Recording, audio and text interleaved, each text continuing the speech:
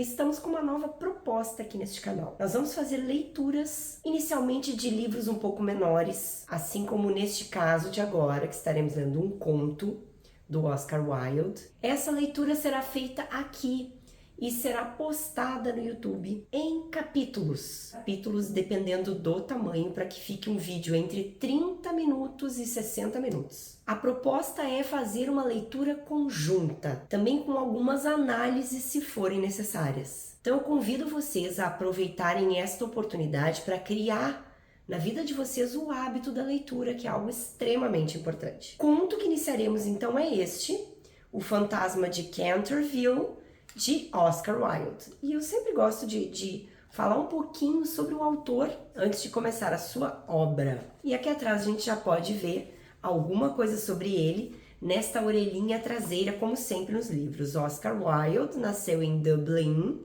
na Irlanda, em 1854. Filho de médico e de uma escritora, esteve desde a infância rodeado de intelectuais. Escreveu contos, poesias, peças de teatro e ensaios.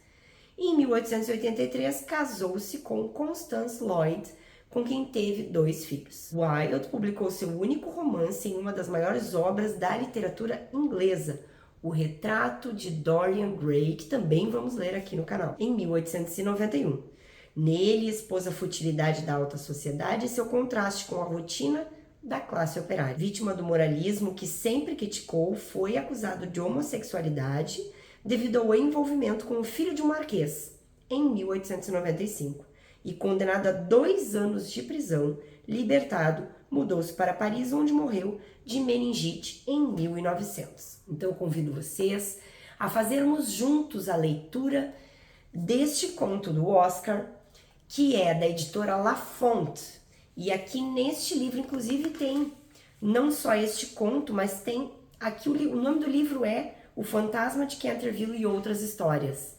Então tem aqui 4 contos. Este, que é O Fantasma de Canterville, O Crime de Lord Arthur Savile, O Milionário Modelo e A Esfinge Sem Segredo. Vamos então iniciar a leitura. Nós percebemos que este livro não tem um prefácio, ele vai direto para o capítulo 1 deste primeiro conto. Quando o senhor Hiram B. Otis, o ministro americano, comprou a propriedade de Canterville, todos lhe disseram que ele estava cometendo uma grande tolice, já que não havia nenhuma dúvida de que o lugar era assombrado. De fato, o próprio Lord Canterville, que era um homem de muitos escrúpulos e honradez, sentiu ser sua obrigação mencionar o fato ao Sr. Otis, quando foram discutir os termos da compra. Nós mesmos nunca mais tivemos vontade de habitar o lugar, disse o Lord Canterville, desde que minha tia-avó, a viúva duquesa de Bolton, foi acometida por tamanho susto, do qual nunca conseguiu se recuperar, quando sentiu em seus ombros 2 mãos de um esqueleto, enquanto se vestia para o jantar. E sinto-me obrigado a dizer-lhe, Sr. Otis, que o fantasma foi visto por vários membros ainda vivos da minha família, assim como pelo vigário da paróquia, o reverendo Augustus Dampier, que é membro do King's College, em Cambridge.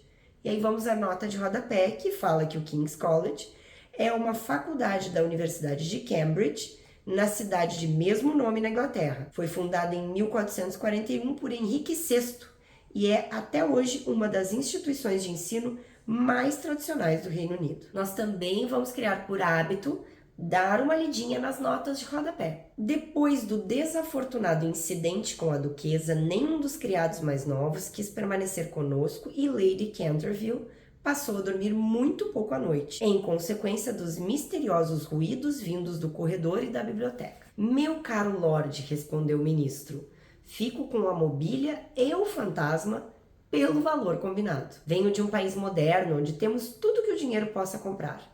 E com todos os nossos animados jovens agitando o velho mundo e atraindo seus melhores atores e primadonas, suponho que, se houvesse qualquer coisa parecida com um fantasma na Europa, eu pouquíssimo tempo já o teria em algum de nossos museus ou como atração ambulante. Receio que o fantasma exista realmente, disse o Lord Canterville, sorrindo, embora ele possa ter resistido às investidas de seus arrojados agenciadores. Ele já é bastante conhecido há 3 séculos, desde 1584, na verdade, e sempre aparece antes da morte de algum membro de nossa família. Ora, nessas ocasiões também aparece o médico da família, Lord Canterville. Mas não há, meu senhor, nada disso de fantasma. E imagino que as leis da natureza não seriam canceladas em favor da aristocracia britânica. Os senhores são certamente muito espontâneos na América, respondeu Lord Canterville, que não chegou a compreender o último comentário do Sr. Otis. E se o senhor não se importa em ter um fantasma na casa, está tudo bem. Apenas lembre-se de que lhe avisei. Algumas semanas depois, com a compra finalizada e o fim da estação, o ministro e sua família mudaram-se para Canterville. A senhora Otis, que como a senhorita Lucrécia Artapan, da West 53rd Street, fora celebrada como uma das beldades de Nova York, era agora uma senhora de meia-idade muito bonita, com belos olhos e um magnífico perfil. E aí temos aqui uma nota de rodapé dessa rua de Manhattan, próxima ao Central Park, e um dos locais mais caros e exclusivos da cidade. Muitas damas americanas, ao deixarem sua terra natal, adotam uma aparência de fraqueza crônica, acreditando ser isso uma espécie de refinamento europeu. Mas a senhora Otis nunca incorreu nesse erro. Ela possuía uma compleição grandiosa e uma exuberância natural em profusão. Na verdade, em muitos aspectos era bastante inglesa e um excelente exemplo de que realmente temos tudo em comum com os Estados Unidos da América, hoje em dia. Exceto, é claro, a língua. Seu filho mais velho, nomeado Washington por seus pais, em um momento de patriotismo, algo que ele nunca deixou de lamentar, era um belo jovem de cabelos claros e se qualificara para a diplomacia americana ao levar os alemães ao Cassino Newport por 3 temporadas seguidas e até mesmo em Londres era conhecido como um excelente dançarino. E aí o Cassino Newport, temos uma nota de rodapé, é um complexo esportivo e recreativo localizado no estado de Rhode Island, no nordeste dos Estados Unidos, construído em 1880. Foi uma das primeiras construções do tipo no continente americano. As gardênias e a nobreza eram suas únicas fraquezas. Fora isso, era extremamente sensato. A senhorita Virginia E. Otis era uma mocinha de 15 anos, ágil e adorável como um cervo e com uma delicada autonomia em seus grandes olhos azuis. Era uma admirável amazona e certa vez disputara uma corrida em seu pônei com o velho Lord Byron, dando 2 voltas ao redor do parque e ganhando por 1 corpo e meio, bem em frente à estátua de Aquiles, para imenso deleite do jovem duque de Cheshire, que pediu sua mão em casamento ali mesmo e foi mandado de volta para Eton, naquela mesma noite, aos prantos, acompanhado por seus tutores. Eton College, é um internato para rapazes localizado nas proximidades do castelo de Windsor, destinado à educação de filhos de nobres da aristocracia inglesa. Foi fundado por Henrique IV em 1440 e já formou inúmeros primeiros ministros britânicos e herdeiros da coroa. Depois de Virginia, vieram os gêmeos, que eram comumente chamados de a Estrela e as Listras, já que estavam sempre levando uma surra. Nota de rodapé: no original deste livro, The Star and the Stripes é uma clara referência à bandeira dos Estados Unidos, que ela tem as listras, né? As listras são uma alusão às marcas no corpo dos gêmeos que apanhavam com vara. Eram garotos encantadores e, à exceção do respeitável ministro, os únicos republicanos verdadeiros da família. Como Canterville fica a mais de 10 quilômetros de Ascot, a estação de trem mais próxima, o Sr. Otis telegrafou pedindo que uma charrete viesse buscá-los e começaram sua viagem muito animados. Vê que a gente muda, né, o nome. Falava Otis no início, Otis, ok. Era uma adorável final de tarde, de julho, e o ar tinha um leve aroma de pinho. Vez ou outra, eles ouviam um pombo refletindo sobre seu próprio canto, ouviam, em meio ao farfalhar das samambaias, o peito reluzente do fazão. Esquilinhos espreitavam por entre as faias, quando eles passavam e os coelhos escapuliam entre os arbustos, sobre os montinhos de musgo, com os seus rabichos brancos arrebitados. Faias, então, nota de rodapé, espécies de árvores nativas das zonas temperadas da Europa, Ásia e América do Norte. Eu acho extremamente importante essa leitura das notas de rodapé, porque elas nos trazem uma clareza para o texto. Então, como eu faço isso geralmente quando estou lendo, cá estão as notas. No entanto, quando entraram na Alameda de Canterville, o céu tornou-se subitamente encoberto por nuvens. Uma estranha inércia parecia envolver a atmosfera. Uma revoada de gralhas passou silenciosamente por sobre suas cabeças. E antes de chegarem a casa, algumas grandes gotas de chuva começaram a cair. Em pé sobre os degraus, uma velha senhora os recebeu, muito bem vestida em seda preta, com uma touca branca e avental. Tratava-se da senhora Amni, a governanta, a quem a senhora Otis consentira manter no mesmo cargo, atendendo ao sincero pedido de Lady Canterville. Ela fez uma pequena reverência a cada um assim que desembarcaram e disse de uma forma curiosa e antiquada: ofereço-lhes as boas-vindas a Canterville. Seguindo-a, atravessaram o requintado saguão em estilo Tudor até a biblioteca, uma longa sala com pé direito baixo, coberta por painéis de carvalho negro e com um grande vitrô ao fundo. Ali encontraram o chá disposto e, depois de tirarem as vestes da viagem, sentaram-se e começaram a olhar em volta enquanto a senhora Amni os servia. Subitamente, a senhora Otis percebeu uma mancha vermelha opaca no assoalho, próxima à lareira. E, sem saber realmente do que se tratava, disse a senhora Amni: receio que algo tenha sido derramado ali.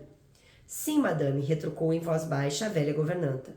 Sangue foi derramado neste lugar. Que horrível! Exclamou a senhora Otis. Não quero absolutamente nenhuma mancha de sangue em nossas salas. Ela deve ser removida imediatamente. A velha senhora sorriu e respondeu na mesma voz baixa e misteriosa: esse é o sangue de Lady Eleanor de Canterville, que foi assassinada nesse exato lugar por seu próprio marido, Sir Simon de Canterville, em 1575. Sir Simon continuou vivo por mais 9 anos e desapareceu, de repente, sob circunstâncias muito misteriosas.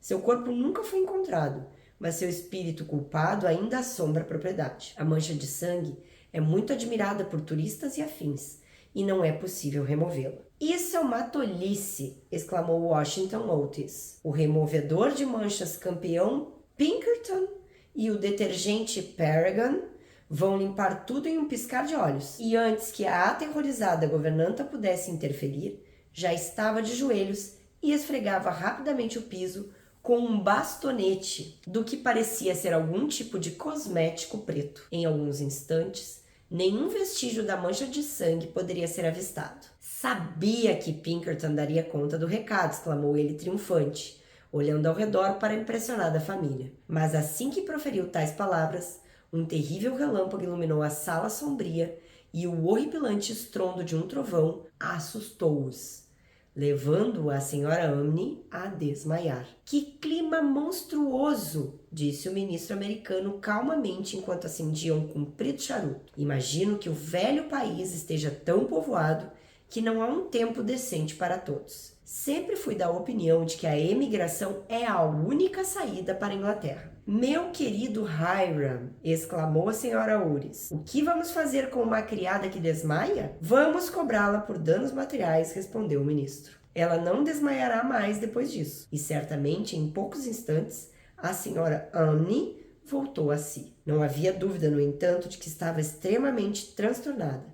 E ela advertiu duramente Sr. Otis para tomar cuidado com futuros problemas que surgiriam na casa. Já vi coisas com meus próprios olhos, meu senhor, disse ela, que arrepiariam os cabelos de qualquer cristão, e deixei de dormir por muitas e muitas noites por causa das coisas horripilantes que foram cometidas aqui. No entanto, o Sr. Otis e sua esposa, muito amigavelmente, asseguraram à boa alma que não tinham medo de fantasmas e, depois de rogar as bênçãos da providência sobre seus novos patrões e negociar um aumento de salário, a velha governanta saiu cambaleando para o seu próprio quarto. Deixa o teu gostei. E este foi o capítulo 1 deste nosso conto bem legal, O Fantasma de Canterville, de Oscar Wilde. E eu espero que vocês tenham gostado e até o capítulo 2.